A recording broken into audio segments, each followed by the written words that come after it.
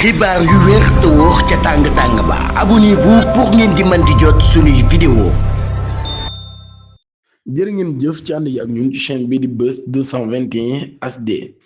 nan la mbir yi di demee Khalifa Sall daal di nay prédire nan la Pastef di ñàkkee pouvoir bi moom mii day mu daal di nekkoon en retrait ci débat politique bi Khalifa Sall daal di nay dakkal ak noppeem samedi daal di lancer ab message de remobilisation pour éjecter les actuels tenants du pouvoir mun nag daal dinañ on va se retrouver maanaam daal dinañ tase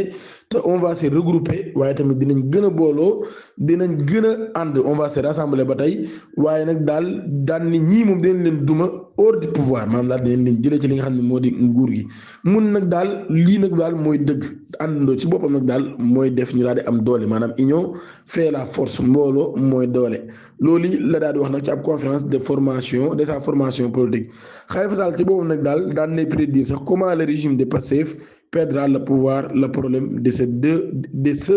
ce pouvoir là wax na daal ñoom ñaar ñi kon nan la ñu ñàkkee li nga xam ne kon moo di pouvoir bi mun nag daal dinañ perdre pouvoir bi de la même manière qu'ils l'ont obtenu maanaam ni ñu ko amee rek ci noonu lañ koy ñàkkee mun nag daal danañu wax di wax bañ jox leen li nga xam ne moo di nguur gi waaye tam dinañ ko ne di waxaat ba ñàkk li nga xam tamit moo di nguur gi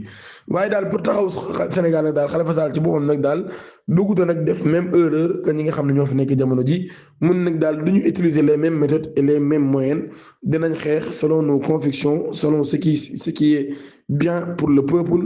car le pouvoir ne doit pas nous amener à dire ce qu'on ne fera pas loolu daal daal xam ne neen nag daal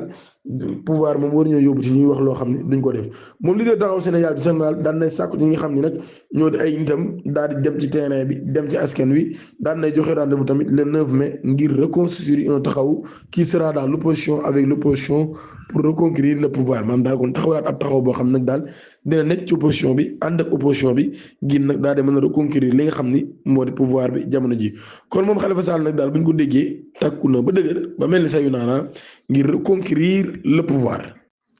mbir mu doy waar te yéeme lool moo xew ca Tivaouane Peulh ab tëggkatu sabar lañu daal di faat bakkanam ginnaaw boo xamee ne dañ koo giiñ borom ñaari tur yi ab crime bu doy waar loolu moo sekk Tivaouane Peulh depuis démb ci àjjuma gi Malick Ndiaye di ab tëggkatu tam-tam daan nay ñàkk bakkanam ginnaaw bi nga xamee ne nag dañ koo poignardé ci ab altercation bu amoon te li ko provoqué nag mooy ay saaga yoo xam ne nag ay caractère yu doy waar lool maanaam daal di ko giiñ mbirum borom ñaari tur yi mbir yi mi ngi commencé jamono boo xamee nag daal ab groupe bu xale daan nañuy dal ci kaw Malick Ndiaye ñu ko yéen tëggkat yi yéen tëggkat sabar yi ay góor jigéen ngeen maanaam les batteurs de tam-tam sont des homosexuels moom ñi ne daal mu daal di gis ni mbir mi offensé na ko lool moom victime bi ci boppam daal di décider nag daal di affronter ñi nga xam ne ñoom ñoo def lu ni mel ci loolu ci la am xeex daal di amee ci digganteem ak ñi nga xam ni ñoom ñoo ko wax lu ni mel daal di koy nag jam li nga xam ni moo di paak ginnaaw ba ci lañ ko évacuer d'urgence fi nga xam ne moo di poste de santé bu Tivaouane Peulh Malick Ndiaye nag fa la jaaree daal di génn àdduna ginnaaw ay gaañu yoo xam ni daan na koy amoon alerte les gendarmeries de proximité de Tivaouane Peulh ñoom ñi daan nañu déployé wu dem ci quartier Moulay Dabakh bi nga xam ni fa la mbir mi amee daal di wër suspect yi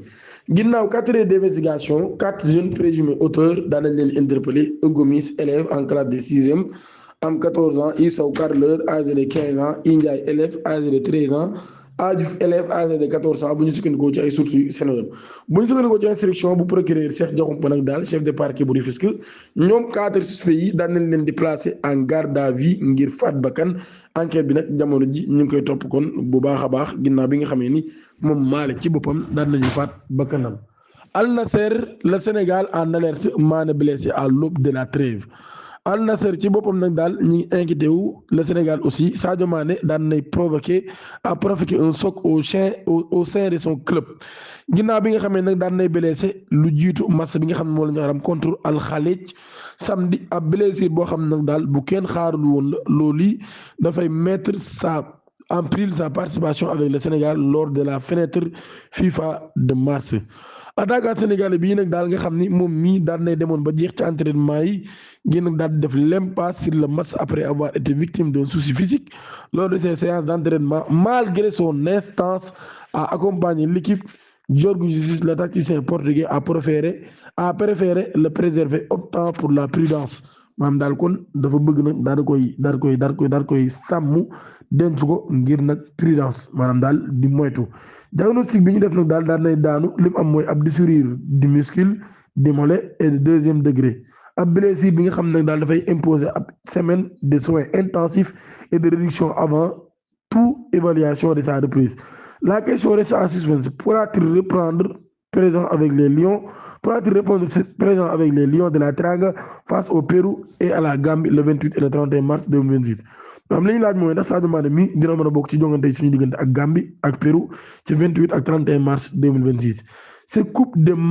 massue s'ajoute à la blessure de Cristiano Ronaldo touché au ischio-jambier qui sera absent pour au moins un mois. Deux poids lourds, deux blessures qui frappent Al Nassr en pleine période cruciale. La fin de saison s'annonce tumultueuse pour le club saoudien actuel leader du championnat. kon daal jamono ñu xam nag moom El Hadji Sadio Mané ci boppam mi ngi nekk ci ay gaañu yàlla na tane ak jàmm. Exécutif haute cour de justice la date de comparution de l'ancien ministre Moussa Bocar Thiam daan nañ koy xam.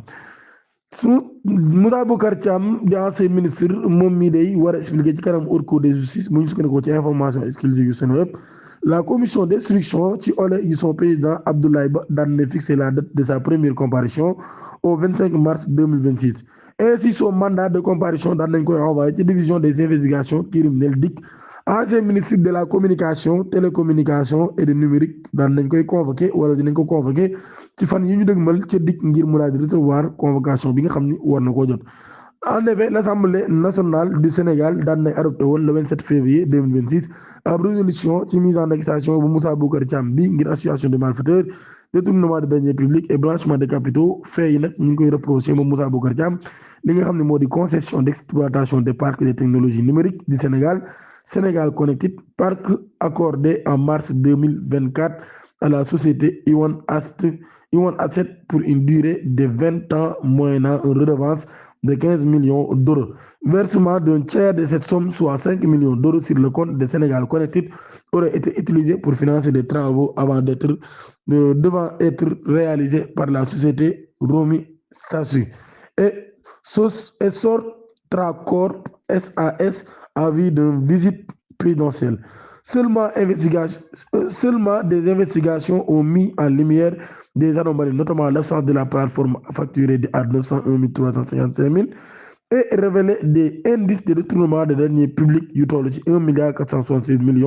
482 766 francs CFA. Ce que risque l'ex-ministre en cas de comparution aux dernières nouvelles, l'ancien ministre Moussa Bocar Thiam nekkul ci biir réewum Sénégal en cas de non comparution nag la commission d'instruction mën naa décerner lu ñuy wax am mandat d'amener éventuellement mandat d'arrêt sur le fondement des dispositions de l'article 11 li nga xam ne nag daal kon moo di code de procédure pénale di daan ngeen abonné ci chaîne bi activer cloche notification bi te aimer vidéo bi jërë ngeen jëf.